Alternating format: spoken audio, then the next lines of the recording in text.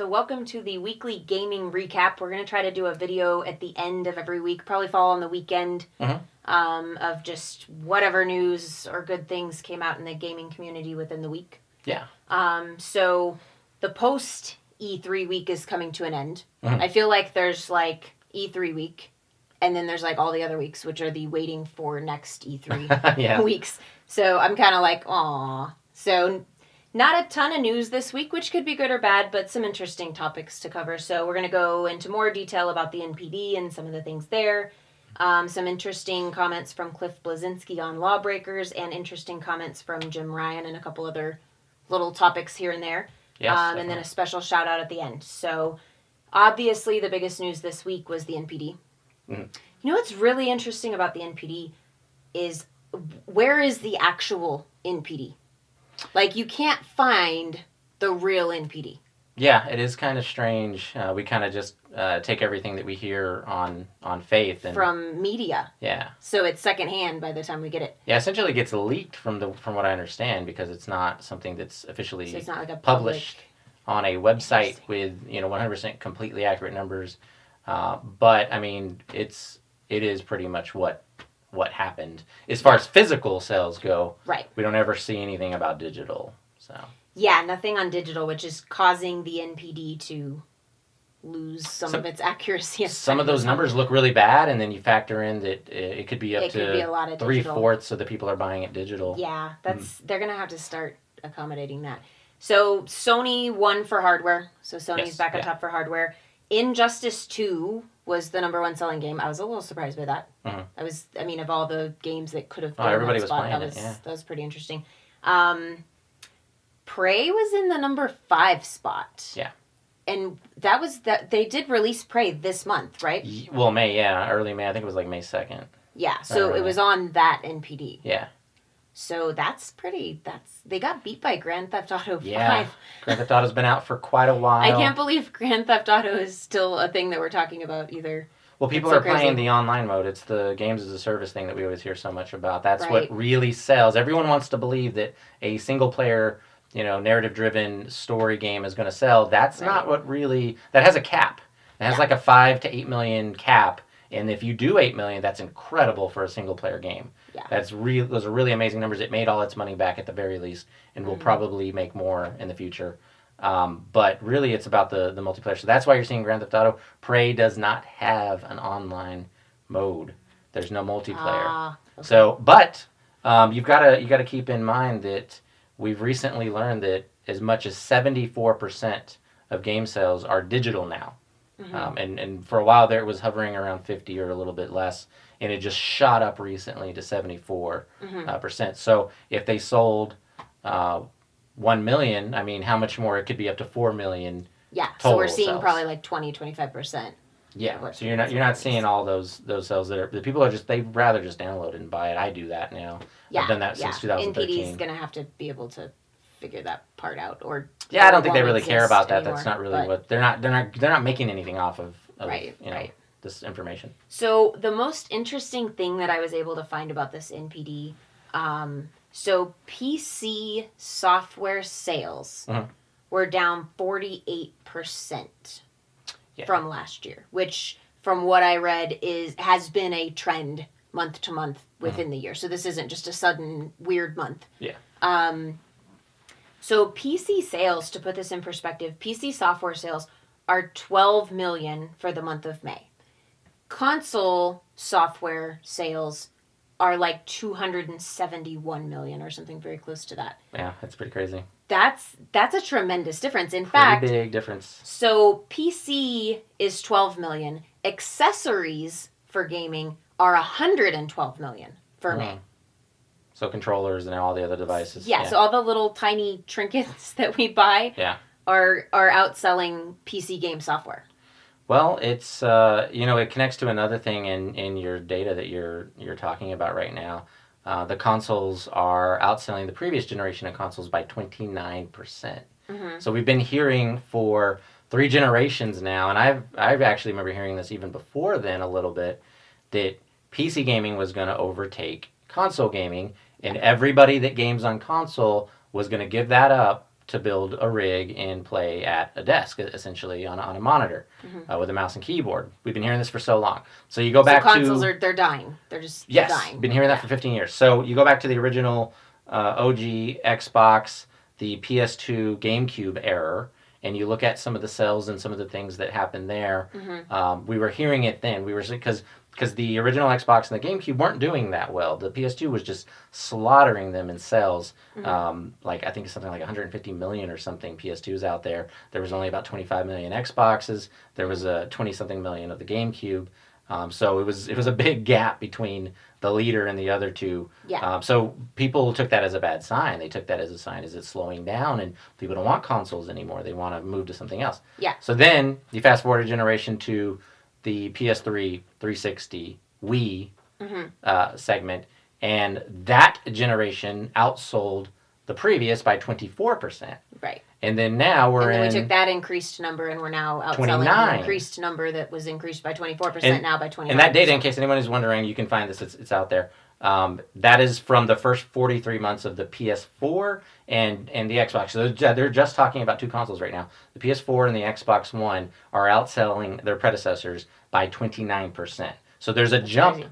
Each generation. It's actually going up. It goes up by a third, Yeah. which is tremendous. I mean, that's... If you think about businesses and what we call growth in businesses, that's way incredible. beyond what we usually look for when we're looking to call something growth. Yeah, a lot of other businesses, like your growth is 5%. Yes, 5%. 10% maybe. You throw a party at 5%. Yeah, like 5% is the best year that company's had in a long time. Yeah, people are getting bonuses. People are really happy. Yeah. You're talking about increasing the overall console industry. What did you say about the accessories beating the PC accessories, software? Yeah, the accessories are 112 million for the month of May. PC software is 12, so that's more than 10 times as much money just being spent on console accessories. So PCs are not going. I mean, not PCs. Consoles are not going. They're not going anywhere. A little bit concerned for PC maybe at the moment. Well, the software that's always or the PC been an issue. Gaming, I should say, because obviously PCs are going nowhere. I think what's happening is you see stuff like Steam and you see a lot of the other stores. There's a lot of digital. There's a lot of sales that you can buy games for $2, $3, $5. There's no reason. Tiny digital transactions. Yeah, if you're going to go fully PC, there's no reason to support developers anymore. There's no reason to support publishers anymore. Just wait for the sale. You're going to get a sale. Yeah. So they've trained their audience to not give them money. Anything for anything, which is crazy. Which anybody that knows anything about business knows that can't last forever. Yeah. That's going to come to an end. There's going to be a crash there at some point in time. Yeah, but you, on the flip side, we throw it all together. We throw the PC stuff with the console stuff into the same pile. The console stuff's doing very well. Gaming is doing very well. Yes, but if you break the over $100 PC billion and the console apart, the PC is absolutely dying in comparison to the console. Over $100 billion a year now, and this year's predicted to be, I believe, 110 or even more than that, which is incredible. Bigger than film, bigger than music, bigger than TV, bigger than anything. So very good for that. But it's just interesting to hear all of that talk of consoles are dying. First we heard it was the PC was going to kill it, actually. So that was the... Yeah, like consoles were holding back Xbox, PCs PS2, GameCube error. Yeah. That was going to kill it. Then it was, actually mobile is going to come across and take it. Then for a brief moment, at the beginning of this generation, we heard VR was going to come. VR, of course. So VR now, was in there now, too. So then you had people, when that wasn't all working out, saying, well, it's going to be a combination of things. It's going to be VR taking a third. They're all going to Mobile's going to take a third. And PC gaming is going to take a third, and there just won't be any more console gamers. And it's like, well, you've got three things going up against it now and getting crushed. Yeah. So consoles are here to stay. The next generation is going to sell even better. And I think that also complements the fact that, there's so much controversy still over the price of the Xbox One X. People want those technologies. They want that console. Yeah. That console does everything. It does their TV. It does their streaming. It does their games. 4K streaming. It's $500. I mean, what do TVs cost and phones cost? And your regular computer, not your PC for gaming, just your regular computer. And, I mean, people are totally going to spend that. It's going to sell right out the second it launches. Yeah. Speaking of, so something else interesting is Nintendo is again having stock issues with the Switch. Yeah. So they're now selling out again. And from what I understand, they're saying that Nintendo is intentionally not supplying it, which is ridiculous. So now Nintendo's being accused, even by like stock analysts, of intentionally creating, as they're calling it, false scarcity in the market. No, they want the sales. Yeah, they want the sales. They need the sales too. If you look at some of the data we have for what's going on with the Switch so far, Zelda, there's more Switch copies of Zelda, more discs out there in the world right now than there are Switch consoles, which means that some people that couldn't find a console bought the game waiting to get the console. People are still waiting for that Nintendo console. wants the sales. They're just very tight with their production. Yeah. They save every little dime. And they don't want to waste money, and they want, which ultimately goes to being consumer friendly in the long run, because they want their company to do the things that are best for them financially. Yeah, they know how to save every little dime on production. Way more so than Microsoft or Sony do. Yeah. So I think that's everything interesting about the NPDs, right? yeah. We did just a news video on the NPD that just gives the rundown of some of the revenues. Not all of the stuff is in there, but you can also check that out for just the general results of the NPD. Yeah. So interesting comments from Cliff Bleszinski on Lawbreakers again. Every week. What is going on with Lawbreakers? So he talked to IGN about why... Even better, IGN. Great. About why the Lawbreakers is not coming to Xbox One. Yeah. But it was a very interesting... I'm going to say it was a very interesting reason, but it wasn't even a reason. There was no reason ever actually given. But he said something to the effect of, well, I've got 65 people working for me, and they got to feed their 15, families. Yeah. It was a weird number. It was a shockingly big number. Like, he's including everyone. Yeah. We got to feed their families. He was saying they got to feed their families, and we can't afford to, go out on multiple consoles with the extra. Well, he didn't go as far as to say. We've got to get our game out quickly. Yeah, he didn't go as far as to say we can't do the multiple consoles. He but was essentially just talking about like urgency, like just getting it out quickly. Well, from what I gather from it, he was essentially saying that we got to get it on the PS4 because they have the most consoles out there. Yeah, they're the biggest fan base. But is what he said. here's the really funny thing about all that. All right, so you got your PC market, which, if you believe some of the things we've heard about that, there's hundreds of millions of PC gamers. Right. So you got that. That's already big. All right, your game's already coming out for them. Mm-hmm. Then now you're going to reach another 45 million for the PS4, depending on what you believed about how much is sold in. Right. Could be as much as 50. So then you're adding that number to it.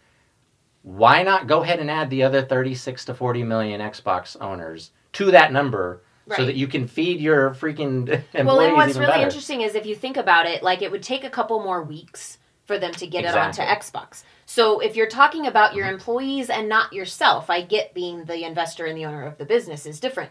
But his reasoning was that his employees need to feed their family. Wouldn't that keep them employed for 2 more weeks? Exactly. You're paying them even more now. So if now. it's really about them, that would be good. They would spend an extra couple weeks getting paid to port. However to long Xbox. it is, but the PS4 is the lead platform. It's very easy to port from PS4 to Xbox. To Xbox One. Very easy. It seems to just be kind of more of the maybe history between him and Microsoft that's at play, because it seems like there's something good. else going on. So there's something else interesting going on there. So who knows if it'll actually come to Xbox. Personally, I'm probably not going to play it anyway. Yeah. But kind of an interesting set of comments. It's very interesting to just wait for the next comment. Well, it seems like you kind of have to read between the lines a little bit, but it seems like he's trying to take a poop on Xbox people every chance he gets. Yeah, he's constantly talking about He even made Xbox. fun of the name of the Xbox One X in his little the thing. We'll find a link and link it in the description so you can see what we're talking about. The interview with IGN. Yeah. And then along the lines of interesting comments, so Jim Ryan has spoken again. Sony's head of global sales, Jim Ryan, most people who are aware of gaming news and would be watching this are aware of some of the comments maybe that have happened. So most recently he said something about indies were relevant in 2013, but they are no longer relevant to us and not worth putting in our E3 show, essentially was what he said. Yeah. And that was in response to criticism as to why were indies not shown. Why did you cut a half hour off of your press conference and then not show indies? So the comment before that got a lot of attention was regarding crossplay. So, of course, Microsoft and Nintendo brought out crossplay at E3 as a big announcement for Minecraft and Rocket League. Yeah. And then Sony was refusing to play ball there, at least for the time being. And the reasoning that Jim Ryan gave as to why Sony was not going to be part of that was because the network would not be safe for children. It was sort of a hinting at that. I don't think he directly said it's 100% not safe. I think he kind of hinted He just said, like, we there's want to be children and we want to be careful. Yeah. Yeah. And then Phil Spencer responded to that and said, Microsoft has done so much to keep their network secure, as well as Nintendo has. You're speaking of the Giant Bomb interview, so... The Giant Bomb interview with Phil Spencer, yeah. So that was his response to that, which was pretty much immediate to Jim Ryan's comments. Yeah. Well, so my take on this is a little different than probably anybody else's out there. So even with some of the other things Jim Ryan has said recently that people are saying are very controversial, I still see it from his point of view. I still see it from Sony's point of view on this. They run a business. This is a corporation, so you can say it's anti-consumer. It might be a little bit anti-consumer. Some people may be correct in their assertion of that. However, it's pro-corporatism and it's pro-Sony. They're a corporation.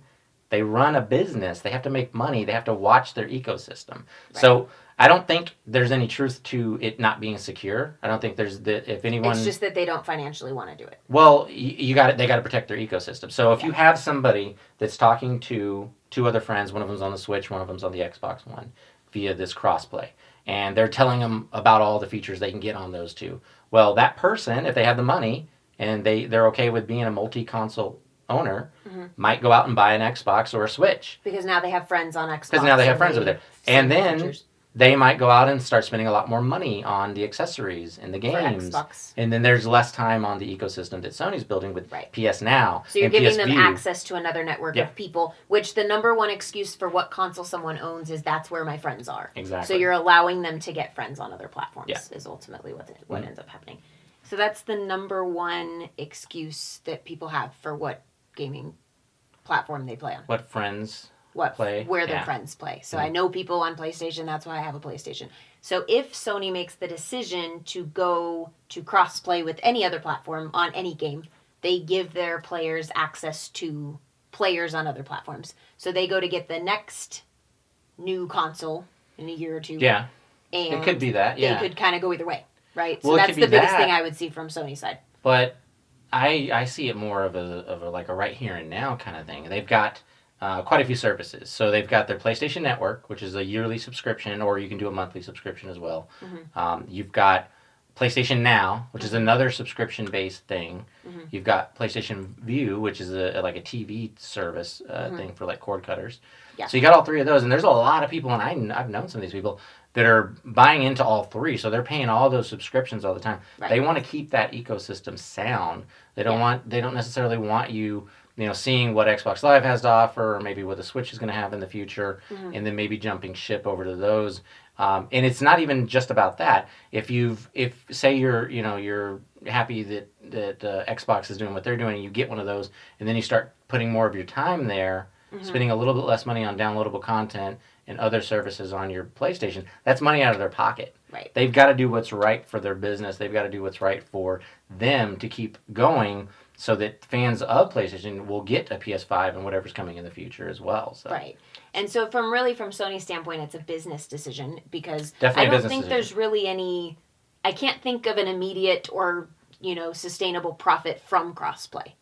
It's I don't not see making one them either, money. really. Like I think you mentioned once before that maybe you get a few more sales out of that somehow. Maybe someone's like, oh, my friend has this game, I want to try it with them, so maybe a little bit, but I mean, the numbers that we're talking about here, that's not impacting anybody's numbers. Not really. So it's really more of a consumer move, and from the standpoint that I'm seeing it, Microsoft and Nintendo are forming partnership in other arenas. So that's really where crossplay came from, is it's like a little toss in for the work that they're doing, because they've already had to meet up on, connecting their platforms. So you may as well just throw it in there. Whereas Sony is a little bit different, because they're not partnering with one of those companies, so then they would be making an active decision. Well, also keep in mind, they have partnered at least once or twice with a PC version of certain games for PS4. That's true. So they might have seen some analytics there, some metrics that they didn't like. Yeah, I could see that. So the one more thing we've got to do is a little shout out. Yes, yeah. So Donnie Skills on Twitter promoted our video, sent it out on his Twitter, which is super helpful, because we're brand new at this, and anything we can do to get a little bit of exposure. we super appreciate. So you can follow him on Twitter. His Twitter handle is Donnie Skills. It's with a Z, not an S. So thank you, Donnie, for really promoting awesome our videos. guy. Super awesome. Yeah, so subscribe to our channel for more content like this. We're going to be doing some new stuff. We've got some new stuff coming. Working on some stuff. Some of it's going to take a little while, so if you don't see Some a of it's video gonna take a little every while. day, it's working just, on some certain lots things. going on. Working on some stuff. We also did an NPD announcement video that's got a little bit more of the detailed numbers there. So please do subscribe if you haven't already subscribed. Give this video a like, and thanks for watching.